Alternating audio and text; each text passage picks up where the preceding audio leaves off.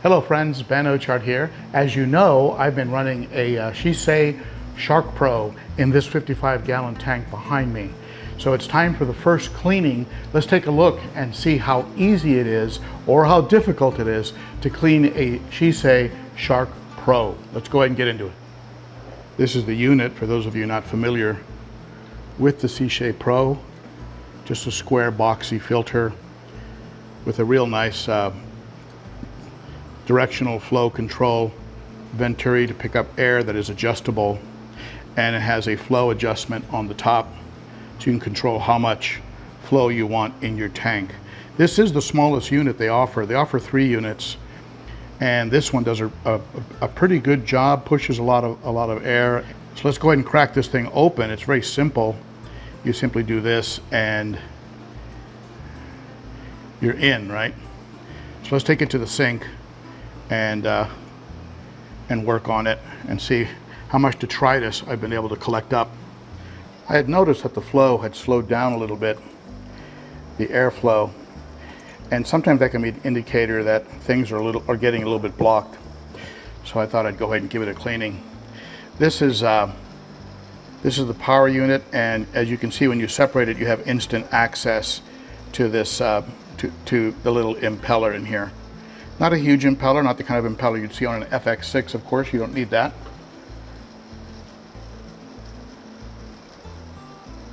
Just a small magnet. Always a good idea to give those a cleaning so that they spin as efficiently as they can. This is a small soft bristle brush that actually comes with the Marineland filters. Really good for cleaning, hang on back. Really for cleaning anything that can build up detritus and mulm and that type of thing.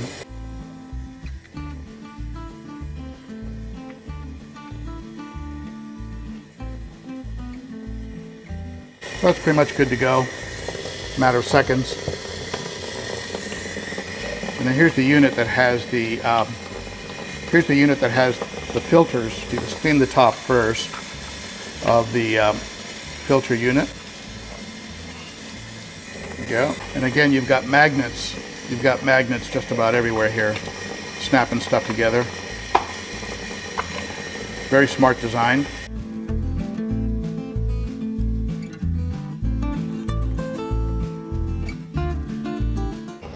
This top section is locked into place with these little sections here. So if you slide it over, that just pops off. See that? It's fitted in there. There we go. Wow. Picked up quite a bit of waste, as you can see.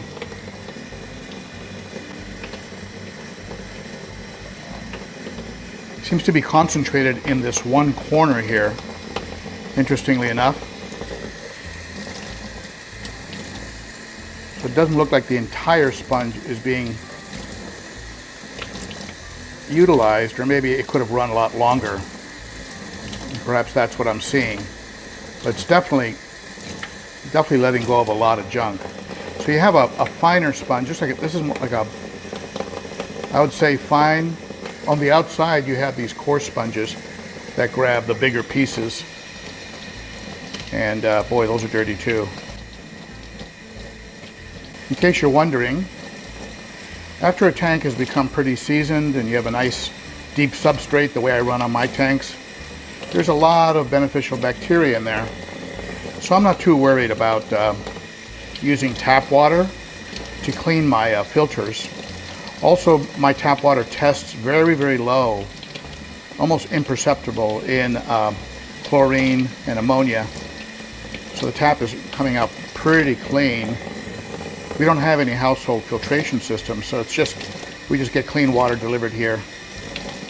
Here in Tennessee, there's no shortage of water. These filters are good to go. Let's give the inside of the casing just a little cleanup.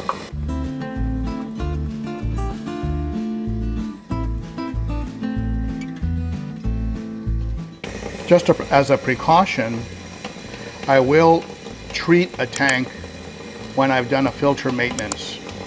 And by that what I mean is I do add a little bit of water conditioner for the volume of the tank whenever I do any kind of major maintenance. Water changes, filter cleaning, anything like that, I'll go ahead and just drop a little bit of Sicce Prime or Fritz Complete, something like that. Sicce Safe. Okay, so it's put back together. Everything fits nicely in its own channel, as you can see.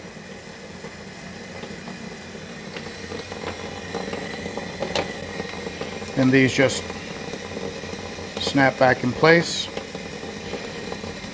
You just follow these channels and snap it back, just like that. Then we have the magnetic side here. These are magnets that will snap together. So all that's left to do now is just attach the top to the bottom. Very simple process, just like that. And remember to support it on the bottom so that it doesn't come flying off. And this unit is good to go. Point the outlet in whatever direction you'd like to have it. I like to be pointed slightly towards the back of the tank so it doesn't create too much water flow and blow the fish around. Be sure your this hose is on nice and snug, because if the lid presses against this, I've had this hose fall off a couple times and it's a bit of a hassle to get it back on. You have to put your hands in the tank, support the filter from the bottom, and really push down hard to get it back on. So be sure it's really secure before you put it back in the tank. Be sure your flow is set at the level you want it to be at. In this case, I have it at the medium level. So let's go ahead and get it back in the tank and get it running. Again, Sicce's use of magnets make it very easy to work with this unit. Whenever you attach a magnet either to a wave maker or a filter, or let's say a glass cleaner, always bring it over from the side so that you don't snap onto the glass, and then just slide it into place. Even there I got more snap than I like, but it would have been much harder if I had come from up here and pushed in. So position it the way you like. I like to have it a little bit off the back wall because it has intakes on the sides, and so I want both of the grills working for me. I have the venturi out of the water a little bit.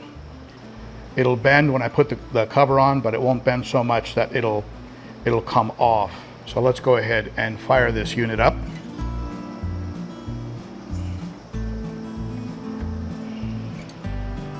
There it goes. Perfect. If you want more aeration in this, just turn it up. That's full blast for this unit. It will create some micro bubbles if you do that. Or you can turn it way down. Or you can shut down the little air venturi at the top. You have various ways of working with it. I run it about medium. I also have a Marineland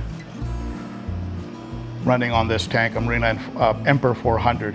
So again, I'm not worried about beneficial bacteria by washing the media with tap water, because I've got so much in the substrate, also in the Marineland.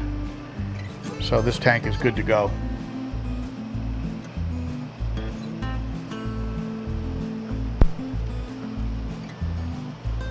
So that's how I service the Sicce Shark Pro, and this one's a 500 unit. It comes in various sizes, a 700 and a 900. The 500 is the smallest with one of those square compartments. The 700 has two, and the 900 has the equivalent of 3 of those compartments. You utilize 4 watts to run this unit. 7 watts to run the 700, and it looks like 19. Oh no, it looks like 10 watts to run their largest unit, the 900. So It's not the least expensive unit out there, but it will probably pay for itself in reduced wattage, as opposed to some of those Expert-Matics. I think they use definitely over 25 watts.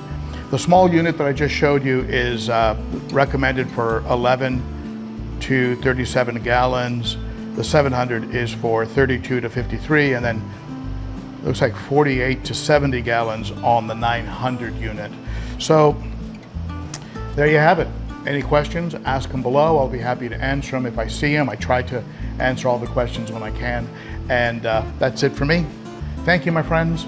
And thank you to Jay Wilson at Sicce for this Shark Pro unit. It's doing a great job. Now, for more information on filtration and tips on how to take better care of fish and tanks, or like my friend Glenn in Ireland said, you're not keeping fish, you're keeping water.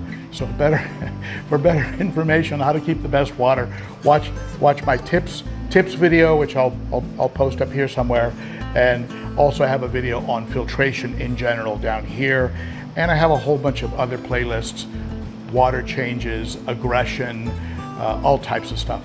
Check them out. Thank you, my friends. That's it for me. Bye-bye.